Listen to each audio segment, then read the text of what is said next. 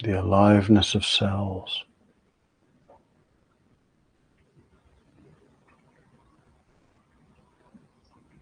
the movement of energy,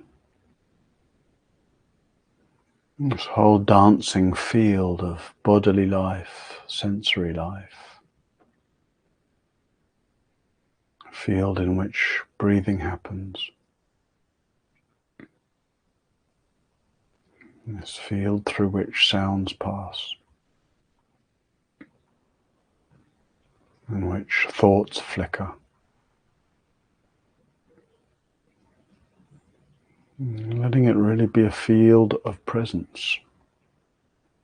By letting your attention just gently, naturally, letting it gather and settle and diffuse itself throughout the field of experience.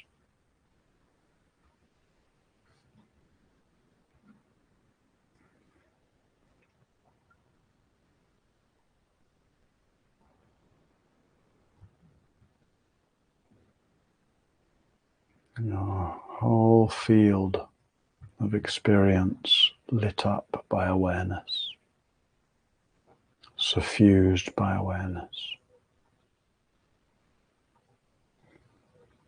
so that whatever's happening, whatever thoughts, whatever sounds, whatever sensations, they are the natural appearances of each changing moment, the natural expression of this current field.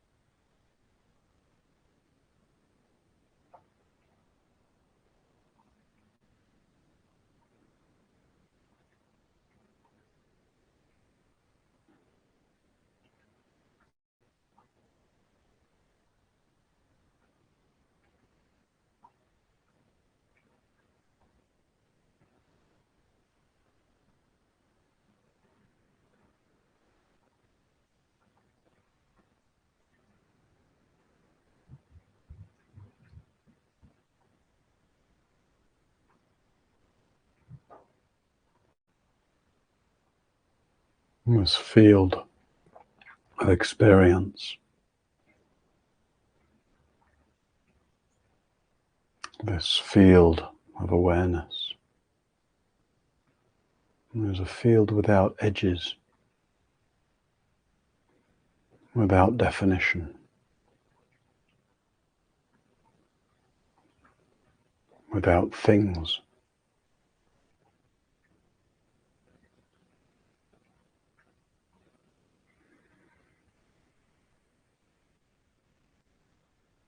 A field that's infinitely vast and yet right here.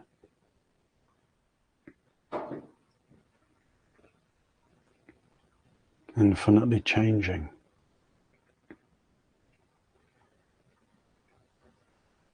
and yet always just like this.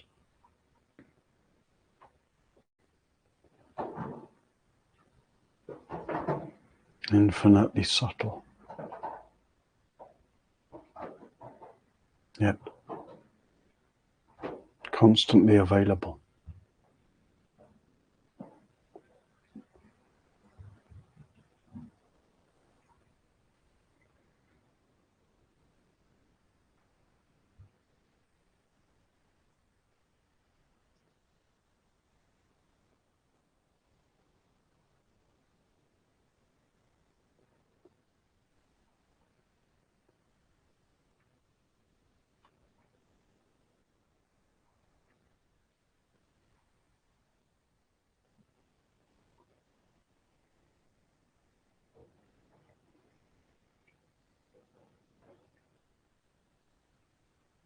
So please continue to let your attention gather and settle.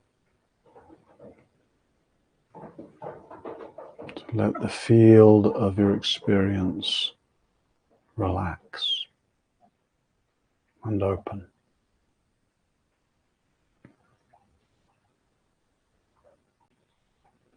To let the energy currents flow freely.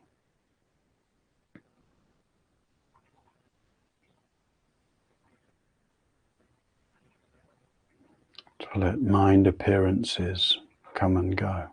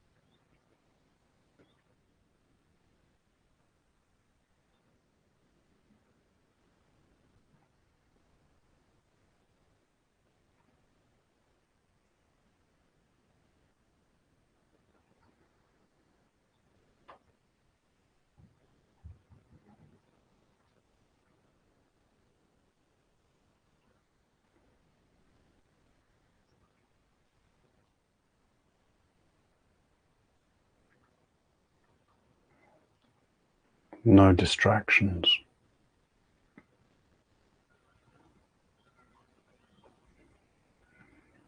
When you see that your attention's become fixated on some thought stream, just see that thought stream as just another momentary appearance, another flicker in the field.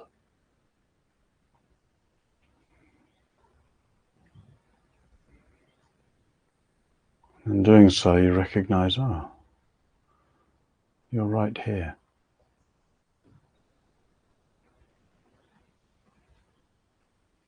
The field of experience is intact. And in that one moment of seeing,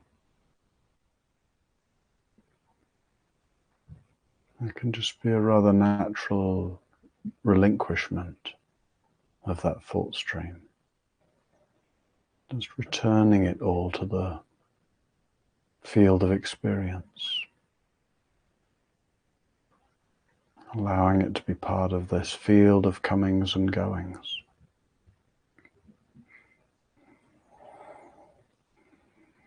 A field into which we rest and open.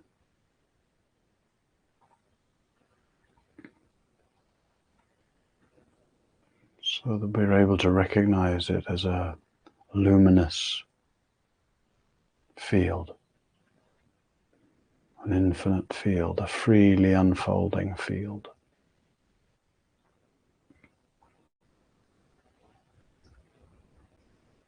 And that the more we rest into it, the more we become it, the more alive it is, the more it displays its luminous nature.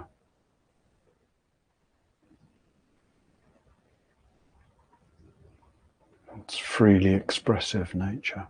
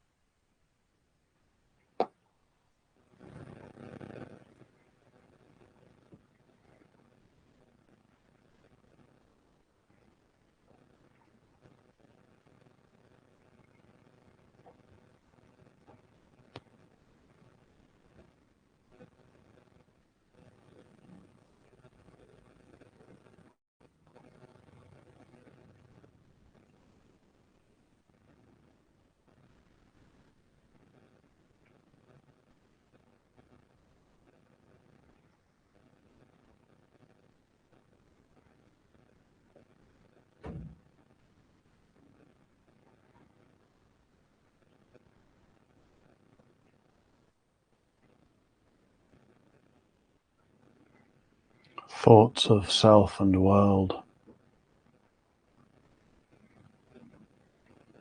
keep us bound,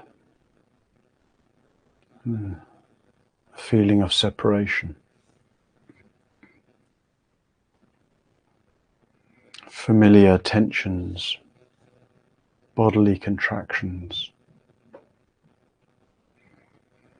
prevent a free flow of energy and keep us feeling like a thing in a world of things.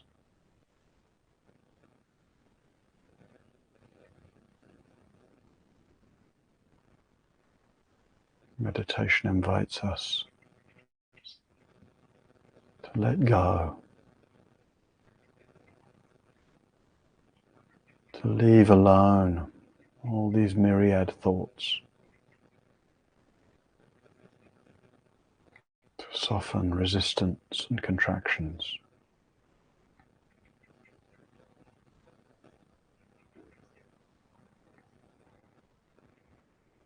And to dissolve into the field of experience.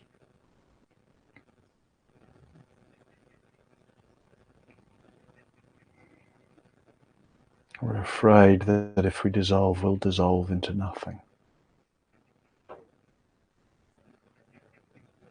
And yet actually, we dissolve into everything.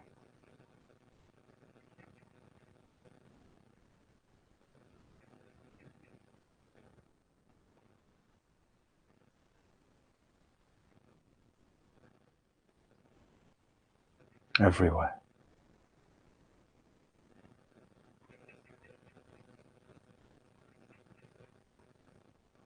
Everyone.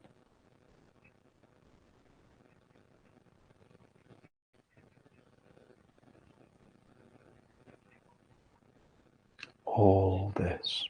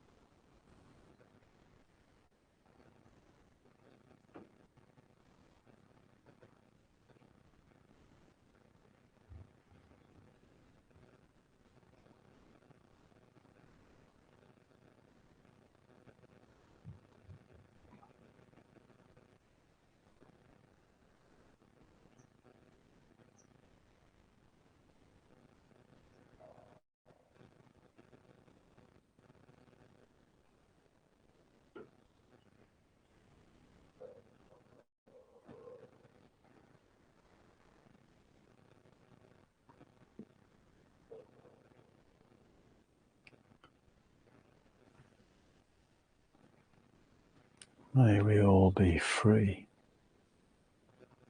free from contraction, free from separation,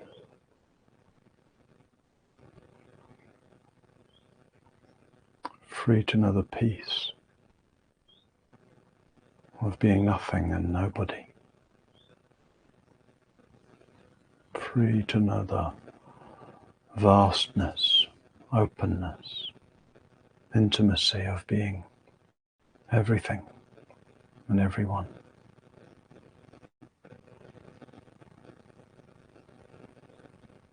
Where we know a fundamental and inconceivable freeness as our own nature. May we see that nature everywhere. May it be what we offer to each other.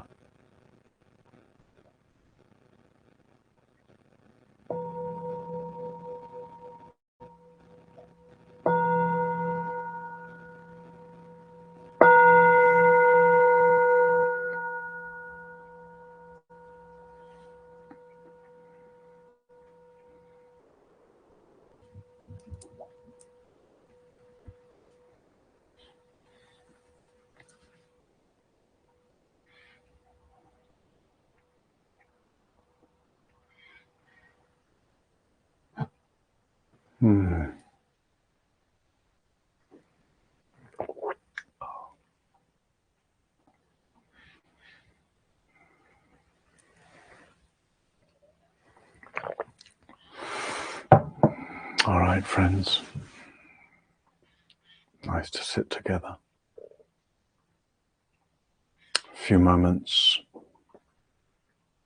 of little time for questions, if you have any. You can just type question in capitals at the beginning of your comment so that I can easily see that it's a question. Before that, let me take a moment just to thank you for dana that's offered. If you've offered dana this week, thank you for your support. If you offer dana regularly, monthly, thank you for your support. If you're going to offer dana today, thank you for your support. If you hadn't thought about offering dana today, but now it occurs to you that you could offer dana today, thank you for your support. It's on the one hand, it's completely, it's an open field, freely offered and freely received. No pressure, just the opportunity, if circumstances allow and heart feels aligned, the opportunity to participate in this sense of mutual support, mutual offering, which is how we get to be here, right? Anyway, it's how Sangha Life gets to exist. It's how we're able to offer teachings and practices here. It's how you're able to help it keep going. And it's how anybody else that wishes to come can therefore be supported too. Yeah. All right, so thank you. Thank you for dana offered previously, offered today, offered the rest of this week, offered in general, and thank you for all the dana you may offer in different ways and different situations of your life. It's so important that we have the opportunity to practice dana, which means to generate in different ways, in different situations, the opportunity to feel that we're able to give support. Because if we don't make situations where we can give, whatever that is, giving our time, giving our care, giving our attention, giving our money, giving whatever resources we have, if we don't make that a fundamental part of our practice, the feeling of giving, then what do we have? All we have left is taking, getting, and the feeling needy. If you don't cultivate the capacity to feel sufficient and generous, in the sense of having some capacity. I've got the capacity to give, I've got the capacity to support, I've got the capacity to offer. It's a very beautiful feeling. That's why the Buddha talks about dana as a foundation for happiness, sufficiency. kind of sense of being able to fill out into life. Yeah. All right. Oh, a few questions. Let's see how many we might get through. Well, yeah. Corinne says, each time I am in a happy and great moment of experience during the meditation, at the same time I have the thought that it is going to end shortly. And from happy, I'm becoming sad. I know it's okay, but anything to stay more in the happiest part, forget it. Forget trying to stay anywhere. There's no staying. Don't try to stay. You know. If we could just stay happy, you know, then we'd just stay happy, but we'd be missing most of life. Sadness is equally important. So rather than trying to stay happy and avoid sad, rather just that sense of movement. The sad is important. What kind of weird heart would we have if we weren't able to feel sad? You know, it's very important. How would we treat each other if we weren't saddened by tragedy, by pain, by loss? Sadness is a treasure, just as much as happiness. So rather than trying to keep one and avoid the other, this is just open. If there's happiness, beautiful. Open to the happiness. Enjoy the happiness. Let your cells be enlivened by the happiness. Bow to the happiness. And then when it changes, feel the sadness. Open to the sadness. Let your cells receive the sadness. Bow to the sadness.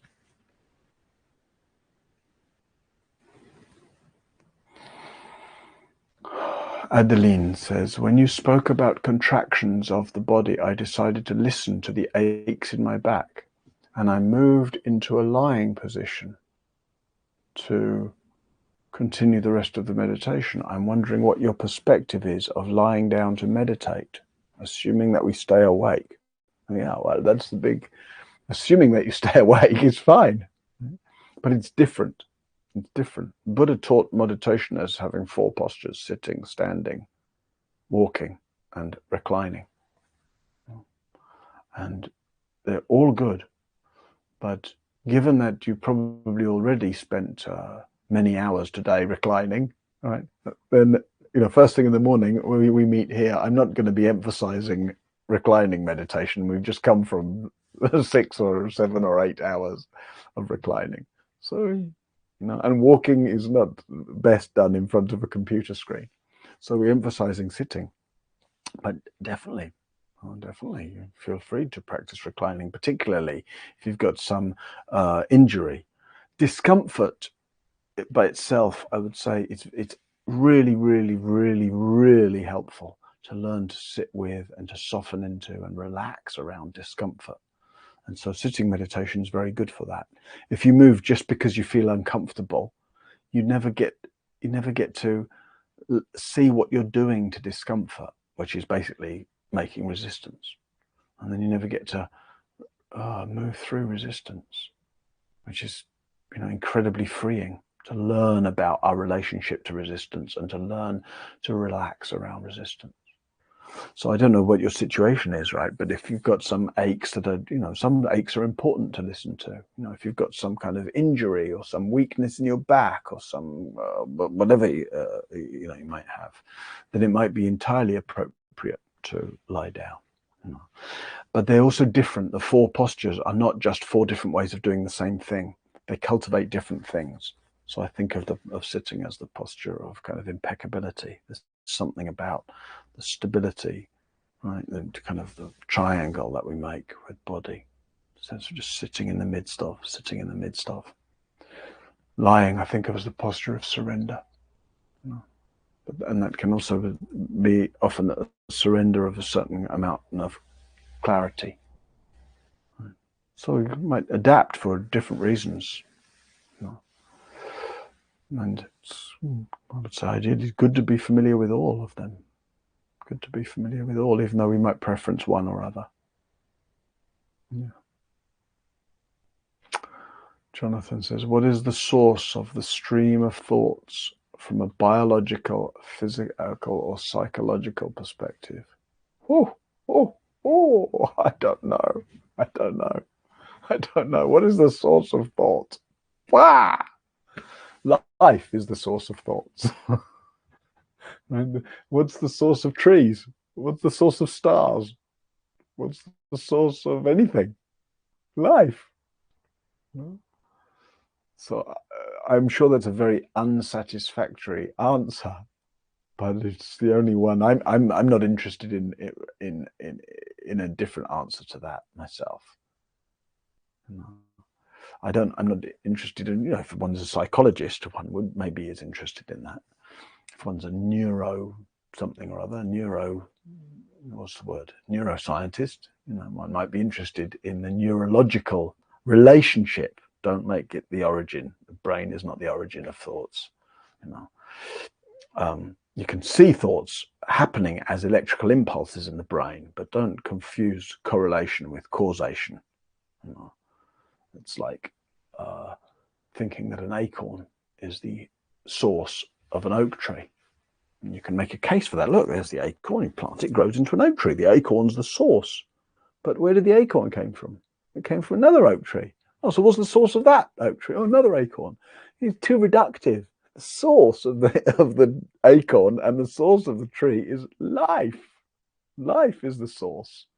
So what does that mean? How do we look to life as the source? Well, that's what we've been doing in meditation this morning, right? In life. What we're talking about is field, infinite field, alive field. That's life. The substrate of all of life is, sounds a bit strange, but the substrate or the essence of life is its aliveness, its luminosity, its knowing it, and the fact that life is not an inert thing. Life is alive. Life is conscious. So we could say life is the source of the acorn and the oak tree, or we could say consciousness is the source of the acorn and the oak tree. We could say life is the source of thoughts and thinking, or consciousness is the source. But all those become rather meaningless labels. Say life, say consciousness, say mind. It doesn't matter, right? Enter in. Keep attending to the thoughts. Keep attending to the mysteriousness of where they come from. And that mysteriousness starts to stand out in its liveliness and in its luminosity and in its vastness. And then that becomes our home. That vastness, that luminosity becomes our home. It's already our home, but it becomes obvious to us that it's our home. And then, and here's the source of everything. And here are thoughts. And here are trees. And here are stars. Here's reality freely unfolding. Laura says, during meditation, I feel I dissolve into awareness. And then when I remember I have to meet people later in the day, I say to myself, I have to pull myself together and gather all those cells. Can you comment on this? Well, yeah, understandable. I would say just try not pulling yourself together. Right? The belief might be, I dissolve into awareness. I have to pull myself together to meet people. Do you? You know, what would happen if anyway, things will change, right? Meditation is different than meeting people. It's different, right? So it will anyway change, but maybe you can go through the changes, right, of opening eyes, moving body, limbs, standing up, going and getting breakfast, meeting people later in the day. Maybe you can go through all of those changes, which will mean changes in activity, changes in feeling, changes in the sense or quality of being dissolved or not, etc. But to go through those changes without pulling yourself together. You actually never need to pull yourself together. I would say even please don't pull yourself together. It's a very uncomfortable place to be. Pull ourselves together. No. And is no. The reason we need to pull ourselves together is out of the sense that we need to defend. We need to defend ourselves against life, protect ourselves against life. And so our practice often one, at least for a while, of exploring what am I trying to protect myself from? What am I afraid of? Oh, and then learning that there's actually more and more we see that that every situation actually benefits from us softening and opening, and that there's nothing we need to protect against. And I don't mean that, of course, in a conventional sense. You know, if you're crossing the road, look left and right, protect yourself against oncoming traffic, right? But even in there, like walking across the road tense is no greater protection than walking across the road loose. So we're habituated to being tense in various ways, and a path of practice is one where we increasingly discover we don't need to be tense. We don't need to be tense. We don't need to be tense. Open, soften, open, soften, open, soften. All right. Should we stop there? Maybe one more. Nicola says, my 80-year-old mother is talking to herself very often and saying out loud her thoughts, blaming, ranting, commenting. Yeah. She talks very loudly. I find this disturbing. I'm wondering about reminding her that I'm in the room and I feel disturbed. I'm with her for a long 2 weeks because she's back from hospital. Difficult. I imagine, Nicola, that if she's ranting and all that you say and talking to herself and all, you know, that I can't imagine if that's the condition she's in. And, you know, end of life, it's sometimes if people haven't taken very good care of their mind, and most of us haven't taken very good care of our mind, and towards the end, you know, it starts to wear out like everything else is wearing out and starts to be less reliable. And so I imagine that if that's what's going on for her, that she's probably not going to be very receptive or responsive to you telling her. You know, if you were just to tell her, oh, Mum, I'm in the room, I find that disturbing. Oh, okay, darling. And then you should just stop, you know, unlikely, probably. So I would say, more than trying to change your mum, which might be unlikely at this point, I would say just let your practice be two things. One thing, just trying to be sincere, gentle, forgiving, compassionate with her as much as you can. And then second thing, get breaks, get out. Get out, even just get out to the garden if there is one, get out to go for a walk around the block, get out by taking a shower and like giving yourself some relief, because it's intense. It's intense being around family members sometimes. It's intense being around mother when one finds, you know, aspects of the behavior and probably elements of the history difficult. You know. So on the one hand, just trying to be gentle, forgiving, etc. Being curious about where you get tense, you know. If when you find it annoying and disturbing, I bet you're tense. 100% sure that when you're feeling annoyed and disturbed, you're tense. So what happens if, first thing, feel the tension. Second thing, see if you can relax the tension. And then see what happens to the feeling annoyed and disturbed. It will change. It might not disappear, but it will change, guaranteed. So play with that. Feeling annoyed, noticing the tension, relaxing a bit.